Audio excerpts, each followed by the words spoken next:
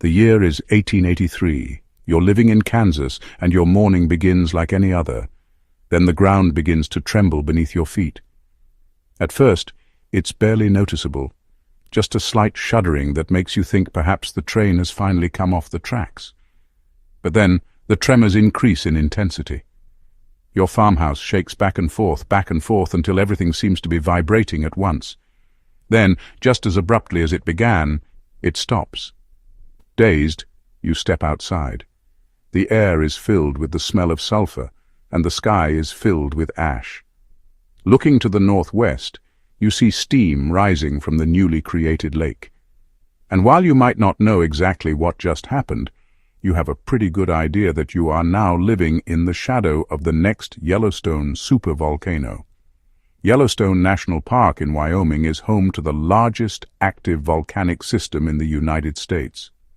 It's also home to a very large number of geysers, which were likely responsible for the creation of this enormous national park. But if Yellowstone were to blow again, what would happen? We know that the last eruption was around 640,000 years ago, and that there's a 700,000-year history of eruptions. So maybe we should take comfort in knowing that our time has not yet come. Well, maybe don't, because scientists have recently discovered that the Midwest region of the U.S. could be due for its own supervolcano. And if it does, we won't have 700,000 years to prepare. So let's imagine that this new Yellowstone does erupt. What would that look like, and how far away would the effects be felt? To answer that question, we have to start with a little bit of geology. When most people think of volcanoes, they think of cone-shaped mountains like the ones found in Hawaii or Italy. These kinds of volcanoes are formed by layers of lava slowly building up over time. But not all volcanoes work this way. Yellowstone is what's known as a caldera-style volcano. Instead of oozing out lava, a caldera forms when magma chambers underground become overpressurized and release their energy upwards in a violent eruption. A large amount of material is ejected, and the ground above the magma chamber collapses in on itself. As more magma is pushed up from below, a new lake is formed within the crater. Over time, these processes repeat themselves over and over again. Caldera eruptions tend to be much more powerful than the cone-shaped variety, and they usually occur in areas where there are already large bodies of water.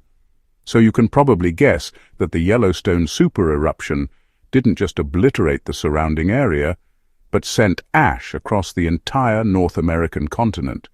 In fact, it sent material as far away as the Gulf of Mexico.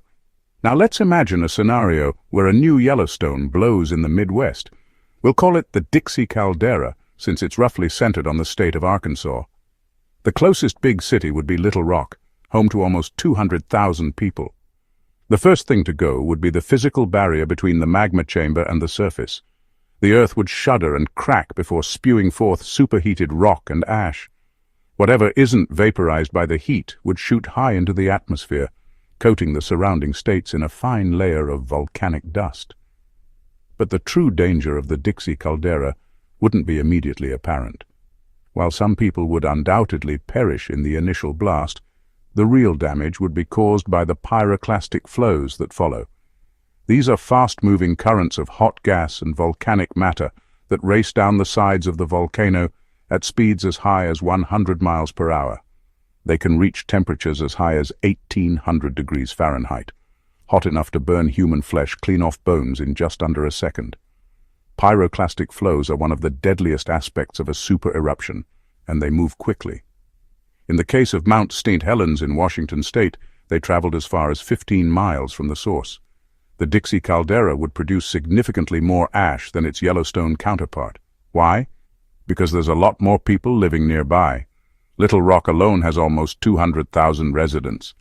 And that doesn't even include the cities of Pine Bluff, Hot Springs, and Texarkana, all of which are located within 100 miles of the epicenter. And the population density increases when you get closer to Memphis, Tennessee, which has about 650,000 people living in its metro area. Volcanic ash would fall across this entire region, burying homes and covering farmland.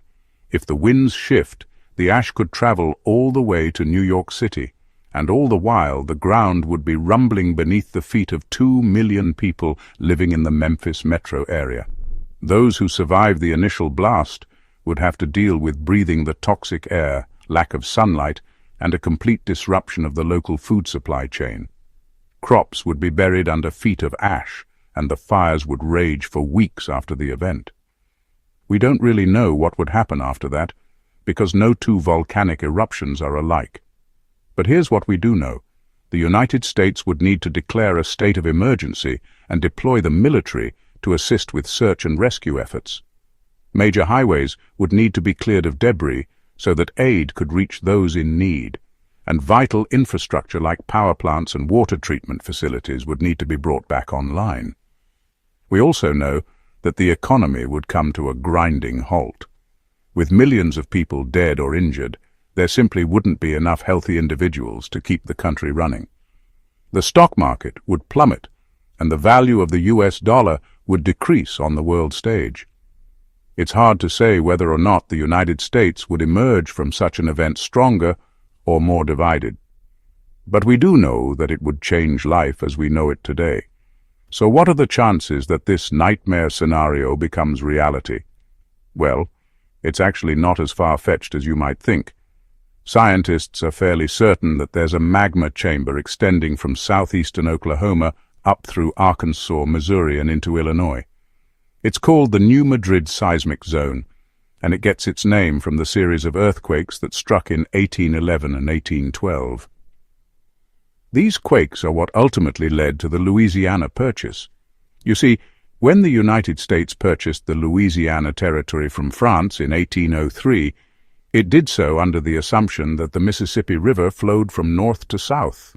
That meant that the newly acquired lands would drain into the Gulf of Mexico via the Mississippi and that everything would be fine. However, when the 1811 New Madrid earthquake struck, they shifted the course of the Mississippi slightly to the west. The river now flowed into the Atchafalaya, which drained into the Gulf of Mexico via the Red River. This presented something of a problem for the United States. Not only was the Mississippi no longer flowing in the direction they expected, but now part of it was draining into a river controlled by Mexico. The U.S. government quickly dispatched Andrew Jackson to the area to assess the situation. He would later report that the region had been devastated by earthquakes so violent that the ground was literally sundered in several places. The New Madrid Seismic Zone is actually a series of small faults along the southern end of the larger New Madrid Fault. It runs from New Madrid, Missouri, near the Arkansas border all the way down to near Little Rock.